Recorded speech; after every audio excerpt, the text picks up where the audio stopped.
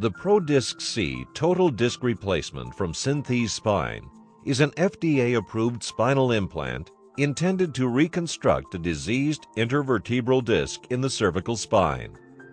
The ProDisc C is indicated for patients suffering from intractable symptomatic cervical disc disease, or SCDD, at one level between C3 and C7. The ProDisc C is a ball and socket implant that is composed of two cobalt chrome alloy end plates and a polyethylene insert. The polyethylene insert is affixed to the bottom end plate, forming the ball, and a polished dome in the top end plate forms the socket. The implant components work together with the surrounding spinal structures to provide stability and function. The ProDisc C implant is secured to the vertebral bodies above and below the disc space and held in place with two central keels.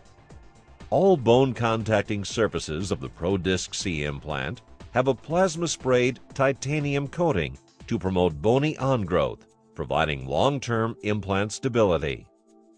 The ProDisc C is a zero-profile implant that does not contact soft tissue structures after it is implanted.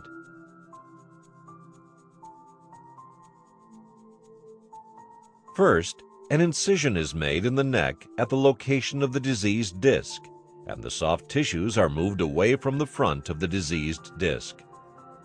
The surgeon then performs a discectomy and remobilization, removing the diseased disc and releasing pressure on the surrounding nerves and spinal cord. Once the disc space is cleared and the segment is remobilized, a trial is used to assess the implant's size and position within the disc space. Next, keel channels are prepared in the vertebral bodies above and below the disc space. The keel channels for the ProDisc C implant can be prepared using either a milling technique or a chiseling technique. In the milling technique, a milling bit is used to create the channels for the ProDisc C keel. The chisel technique utilizes two chisels to create the keel channels.